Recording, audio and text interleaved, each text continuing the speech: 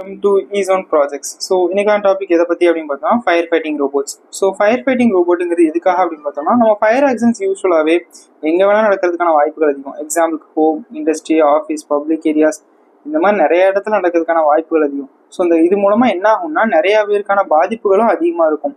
So ஃபயரை ஈஸியாக detect பண்ணிட்டாலும் அது பரவுறதை கட்டுப்படுத்த முடியாது. ஃபயர் ஃபைட்டர் வர்றதுக்குள்ளே அந்த இடத்துல தீ அதிகமாயிடும். ஸோ இப்படிலாம் இருக்கும்போது இப்போ எக்ஸாம்பிளுக்குலாம் பார்த்தோம் அப்படின்னா இங்கே ரீசன்ட் டேஸில் நடந்த நியூஸ் அப்படின்னு பார்த்தோம்னா ஹல்தியா பெட்ரோகெமிக்கல் பிளான்ட் ஃபயர். இது என்னன்னா ஒரு பெட்ரோகெமிக்கல் ஏரியாவில் வெஸ்ட் பெங்காலில் இருக்குது. ஜூன் 2026 இது பெட்ரோகெமிக்கல் ஏரியாங்கிறனால அங்கே ஃபயர் ஆக்சிடென்ட் நடந்து 20 பேர் இறந்துருக்காங்க.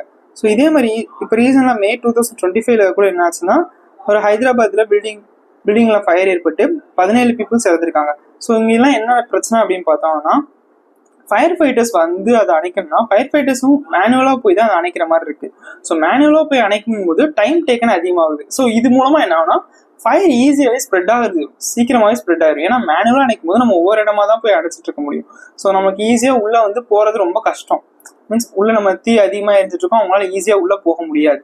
ஸோ இந்த மாதிரி டைம்ல தான் நம்ம இந்த மாதிரி ஒரு ப்ராஜெக்டை கொண்டு வந்திருக்கோம். ஸோ இது ஃபயர் ஃபைட்டிங் ரோபோட்னால ஈஸியாகவே அந்த மாதிரி உள்ளே போக முடியாத இடத்துக்குள்ள இதை அனுப்பிச்சிட்டோம்னா இதுவே ஆட்டோமேட்டிக்காக அந்த இடத்துல போய் நமக்கு பம்ப் ஆன் பண்ணி அங்கே இருக்க ஸ்பெசிஃபிக்கான ஏரியாவில் நம்ம ஈஸியாக கண்ட்ரோல் பண்ணிக்க முடியும். ஃபயர் இருந்துச்சுன்னா அந்த இடத்துல பம்ப் ஆன் பண்ணி அங்கே ஃபயரை அணைச்சி விட்டுரும். ஓகேங்களா? ஸோ தென் இது இப்படி தான் ஒர்க் ஆகுது. ஸோ இது எப்படி ஒர்க் ஆகுது அப்படிங்கிற மாதிரி பார்க்கலாம். இது எப்படி ஒர்க் ஆகுது, தென் இதில் என்னென்ன காம்போனன்ட்ஸ் பண்ணியிருக்கோம் அப்படின்னு பார்க்கலாம். ஓகே,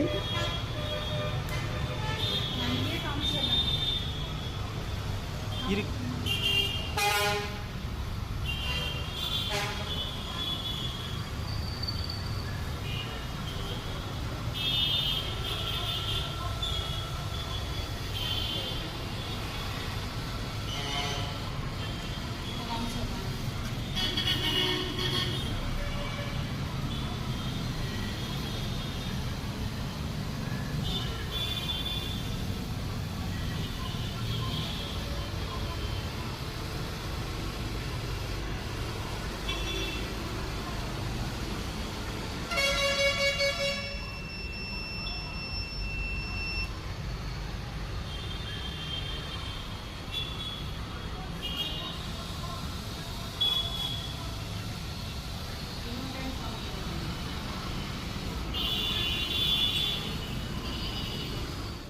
ஓகே, இது எப்படி ஒர்க் ஆகிருக்கு பார்த்துருப்பீங்க. ஸோ தென் இதில் என்னென்ன காம்போனன்ட்ஸ் யூஸ் பண்ணியிருக்கோம் அப்படிங்கிற மாதிரி பார்க்கலாம்.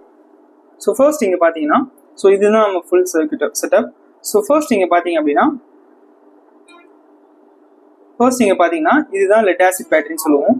ஸோ இந்த லெட் ஆசிட் பேட்டரி இது 12 volts லெட் ஆசிட் பேட்டரி. தென் இது பவர் சப்ளை போர்ட். தென் இங்கே ஒரு மோட்டர் டிரைவர் கொடுத்துருக்கோம். தென் ESP32 மைக்ரோ கண்ட்ரோலர் இருக்குது. ஸோ இது பேர் பக் கன்வெர்ட்டர். தென் இங்கே பார்த்தீங்கன்னா ஒரு ரிலே கொடுத்துருப்போம். ஸோ இது 2 ரிலேக்கு அப்புறம் இது I2C LCDன்னு சொல்லுவோம் டிஸ்பிளே. தென் நீங்கள் பார்த்தீங்கன்னா உங்களுக்கு பம்ப் இருக்கும். ஸோ உள்ள பம்ப் கனெக்ட் பண்ணி தண்ணியை ஃபில் பண்ணி வச்சிருந்தோம்னா இந்த பம்பில் இருந்து உங்களுக்கு தண்ணி இதாக ஆரம்பிச்சிடும். தென் இதுதான் இந்த சென்சார் பேர் ஃப்ளேம் சென்சார்னு சொல்லுவோம். ஸோ இதுதான் ஃப்ளேம் டிடெக்ட் பண்ணி உங்களுக்கு பம்ப் ஆன் பண்ணுற வேலையெல்லாம் இது பண்ணிக்கிறோம். ஸோ இது ஃப்ளேம் டிடெக்ட் பண்ணிக்கிறோம். இந்த சென்சார் மூலம் டிடெக்ட் பண்ணலாம். தென் இங்கே ஒரு ஸ்ப்ரிங்க்லர் செட்டப் கொடுத்துருப்போம். ஸோ அந்த பம்ப்லேருந்து வர்றது உங்களுக்கு ஸ்ப்ரிங்க்லர் செட்டப்பில் உங்களுக்கு ரொம்ப லாங் டிஸ்டன்ஸ் வரைக்கும் ஈஸியாக ஸ்ப்ரே பண்ண முடியும். ஸோ இது எப்படி ஒர்க் ஆகுது அப்படின்னு பார்க்கலாம். ஸோ இங்கே பார்த்தீங்கன்னா ஃபர்ஸ்ட் சொன்ன மாதிரி இங்கே ஒரு 12 volts லெட் ஆசிட் பேட்டரி கொடுத்துருக்கோம். ஸோ இந்த 12 லெட் ஆசிட் பேட்டரி மூலமாக தான் இங்கே இருக்க எல்லாத்துக்கும் பவர் போகுது. ஸோ தென் இங்கே மேலே என்ன இருக்க சர்க்யூட்னு பார்த்தீங்கன்னா இது சார்ஜிங் சர்க்யூட். இது மூலமாக நம்ம பேட்டரியை சார்ஜ் பண்ணிக்க முடியும். ஸோ தென் இங்கே பார்த்தீங்க அப்படின்னா இங்கே பவர் சப்ளை போர்டு கொடுத்துருப்போம். ஸோ இந்த பவர் சப்ளை போர்டு எதுக்கு அப்படின்னு பார்த்தோம் அப்படின்னா நமக்கு இங்கே 12 volts பேட்டரியிலேருந்து தான் எடுத்துகிட்டு இருக்கோம். ஸோ இந்த 12 volt இங்கே 5 volt கன்வெர்ட் பண்ணி தரும். ஸோ எதுக்காக 5 volt கன்வெர்ட் பண்ணி தரணும் அப்படின்னு பார்த்தீங்கன்னா இங்கே இருக்கிற மைக்ரோ கண்ட்ரோலுக்காகவும், தென் இங்கே இருக்கிற ஒரு எல்சிடிக்காக, தென் இங்கே இருக்கிற ஒரு ஸ்பெசிஃபிக்காக ஒர்க் ஆகுற நம்ம ஃப்ளேம் சென்சாருக்காக, இதெல்லாம் ஒர்க் ஆகுறது எல்லாமே 5 voltல. ஸோ இந்த 5 voltல இந்த 5 volt இது கன்வெர்ட் பண்ணி தரும். ஸோ இது மூலமாக நம்ம இதுக்கெல்லாம் பவர் சப்ளை கொடுத்துக்க முடியும். ஓகேங்களா? ஸோ தென் நீங்கள் பார்த்தீங்க அப்படின்னா இது ESP32 மைக்ரோ கண்ட்ரோலர். ஸோ இந்த ESP32 மைக்ரோ கண்ட்ரோலர் மூலமாக இதுதான் இங்கே இருக்கிறதுலே பிரெயின். ஸோ இது என்ன பண்ணுது அப்படின்னு பார்த்தீங்கன்னா நம்ம ஃப்ளேம் சென்சார்லேருந்து வர ரீடிங்ஸ் எல்லாம் இதுதான் கலெக்ட் பண்ணும். இந்த ரேட்டர்ஸ் எல்லாம் கலெக்ட் பண்ணிட்டு இங்கே ஃப்ளேம் இருந்துச்சு அப்படின்னா ஃப்ளேம் இருந்துச்சு அப்படின்னா உங்களுக்கு நமக்கு வந்து ஃப்ளேம் பம்ப் ஆன் பண்ணி விடுற வேலை, அப்புறம் எல்சிடி டிஸ்பிளேக்கு வந்து டிஸ்பிளேக்கு நமக்கு என்ன டிஸ்பிளே காமிக்கணும் அப்படிங்கிற எல்லாமே ஃப்ளேம் சென்ஸ் ஆயிடுச்சு அப்படிங்கிறத காமிக்கிறது.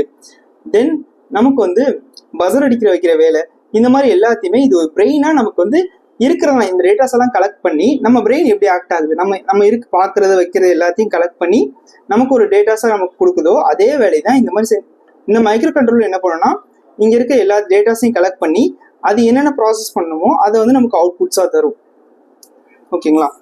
தென் இங்கே பார்த்தோம் அப்படின்னா இது L298Nங்கிற மோட்டர் டிரைவர். ஸோ இந்த மோட்டர் டிரைவர் எதுக்கு அப்படின்னு பார்த்தீங்கன்னா இந்த மோட்டர் டிரைவர் மூலமாக தான் நம்ம இங்கே இருக்க 2 வீல்ஸை கண்ட்ரோல் பண்ணுவோம். ஸோ இந்த வீல்ஸை வந்து ஃபார்வர்ட் பேக்வர்ட் தென் ஃபார்வர்ட் பேக்வர்ட் ரைட் லெஃப்ட்டுங்கிறது மூவ் ஆகிக்கும். ஸோ இது ஆட்டோமேட்டிக்காகவே மூவ் ஆகிக்கிற மாதிரி செட் பண்ணியிருக்கோம் நம்ம. தென் இங்கே பார்த்தோம் அப்படின்னா இது என்னென்னு பார்த்தீங்க அப்படின்னா இது ஒரு பக் கன்வெர்ட்டர்னு சொல்லுவோம். இந்த பக் கன்வெர்ட்டர் எதுக்கு அப்படின்னு பார்த்தோம்னா இங்கே இருக்க பம்புக்கு நமக்கு இதை அனுப்புறதுக்காக, பவர் சப்ளை அனுப்புறதுக்காக ஸ்பெசிஃபிக்காக. ஸோ இந்த பக் கன்வெர்ட்டர் எப்படின்னா உங்களுக்கு வந்து வர்ற கரண்ட்டை கம்மி பண்ணி கொடுக்கும், நமக்கு ஏற்ற மாதிரி ஃபிட் பண்ணிக்கலாம். இது நம்ம 12 voltsலேருந்து எடுத்து 5 volt இதை கன்வெர்ட் பண்ணி அது மூலமாக நம்ம பம்ப் கொடுத்துருக்கோம். ஸோ இது மூலமாக நமக்கு பம்புக்கு செப்பரேட்டாக ஒரு சோர்ஸ் கொடுத்து ரன் ஆகிட்டு இருக்கு. தென் இங்கே பார்த்தோம் அப்படின்னா இது வந்து ரிலே வந்து ஆட்டோமேட்டிக் சுவிட்ச்னு சொல்லுவோம். ஸோ இது எதுக்குன்னா சுவிட்சுங்கிறது நம்ம கான்செப்ட் எப்படி ஆன் அண்ட் ஆஃப். ஸோ இந்த ஆன் ஆஃப் கான்செப்டே இது ஆட்டோமேட்டிக்காக பண்ணும். ஸோ ஆட்டோமேட்டிக்காக பண்ணும்போது இது எதை கண்ட்ரோல் பண்ணுது, பம்ப் இதுதான் ஆன் ஆஃப் பண்ணும். ஸோ சென்ஸ் ஆச்சு அப்படின்னா இதுதான் ஆன் அண்ட் ஆஃப் பண்ணும் நமக்கு. ஸோ இங்கே பார்த்தீங்க அப்படின்னா I2C LCD கொடுத்துருக்கோம். ஸோ இந்த I2C LCD எதுக்கு அப்படின்னு பார்த்தோம்னா நமக்கு வந்து ஃப்ளேம் டிடெக்ட் ஆயிடுச்சுங்கிறத இதில் தான் நம்ம பார்க்க முடியும். ஸோ ஃப்ளேம் டிடெக்ட் ஆகுது அப்படின்னா நமக்கு ஃப்ளேம் டிடெக்டட் பம்ப் ஆன் அப்படிங்கிற மாதிரி உங்களுக்கு காமிக்கும். தென் அப்படி ஃப்ளேம் இல்லை அப்படின்னா பம்ப் ஆஃப் ஆகிடுச்சு சர்ச்சிங் அப்படிங்கிற மாதிரி உங்களுக்கு இதில் இந்த LCD மூலமாக உங்களுக்கு பார்த்துக்க முடியும். ஓகேங்களா? தென் இங்கே ஒரு ஆன் ஆஃப் சுவிட்ச் கொடுத்துருப்போம். இந்த ஆன் ஆஃப் சுவிட்ச் மூலம் நமக்கு பவரை வந்து ஆன் அண்ட் ஆஃப் பண்ணிக்க முடியும்.